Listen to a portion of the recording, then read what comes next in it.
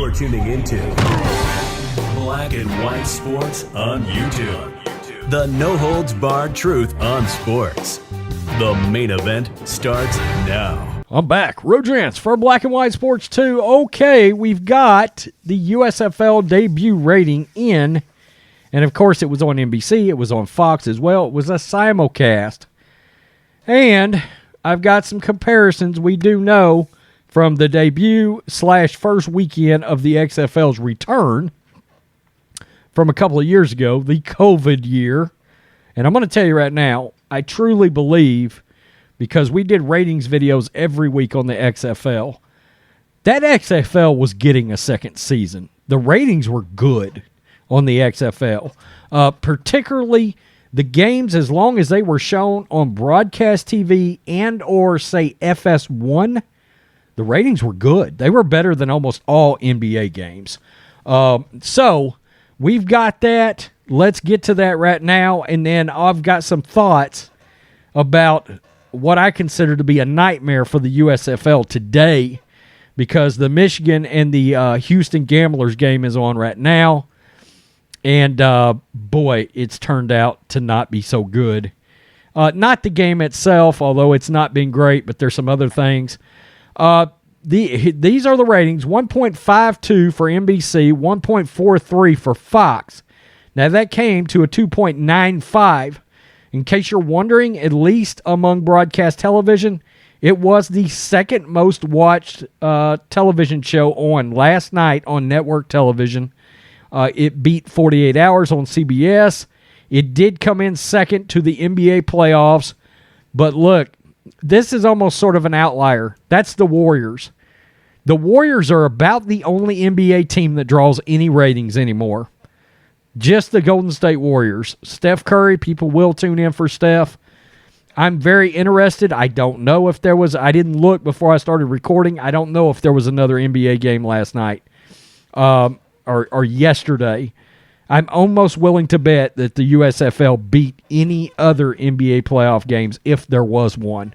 That's just my guess. Now, let's do a little comparison. XFL debut, when it came back, 3.30 million on ABC.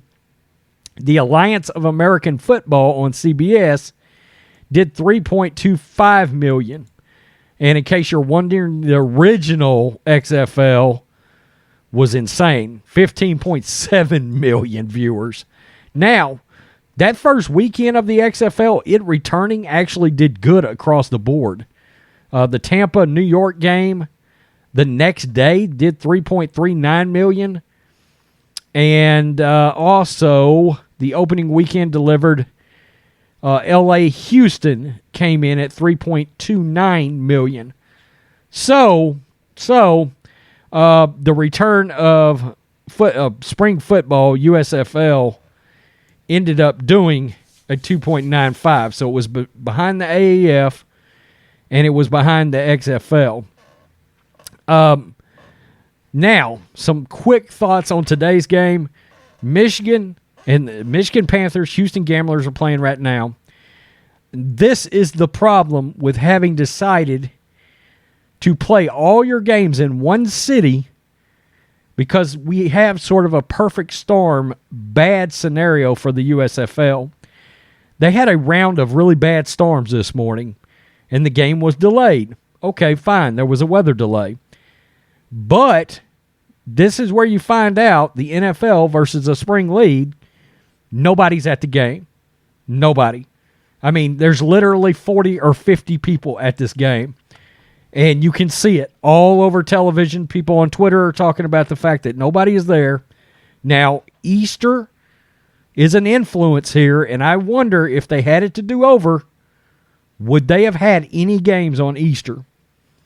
Because I know at least here in Texas, everybody goes to Easter service, generally speaking, or a large number of people, and a lot of those people are football fans. So that makes me wonder, if you come back, what are the next two games going to look like? And supposedly the weather's going to get bad in Birmingham yet again.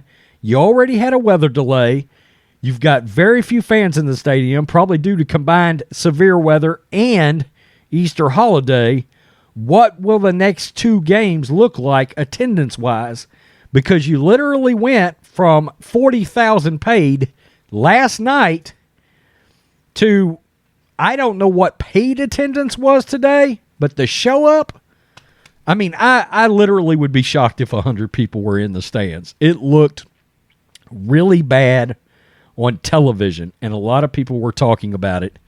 And I'm kind of surprised. And, once I saw there was very few people there, I was like, oh, severe weather. And then I was like, oh, it's Easter too. And I was like, yike, that might have been a bad scheduling idea for the USFL today. Like a perfect storm of people not showing up.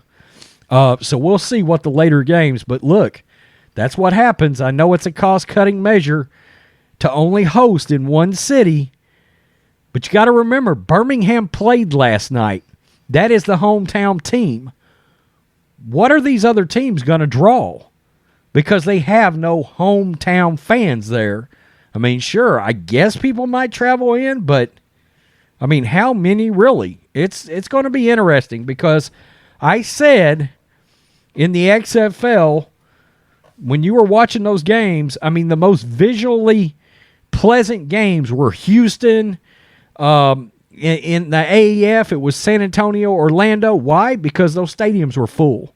St. Louis in the XFL. DC Defenders, they played in a smaller stadium, so it was packed. It looked really visually good on TV. This looks really bad. I mean, people could turn it on TV and be like, nobody cares about this. It's not going to be around in 3 weeks.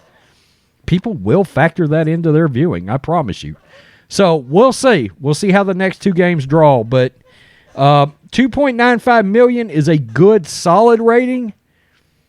We'll see how it holds up. Peace. I'm out. Till next. You're tuning into Black and White Sports on YouTube. The no-holds-barred truth on sports. The main event starts now.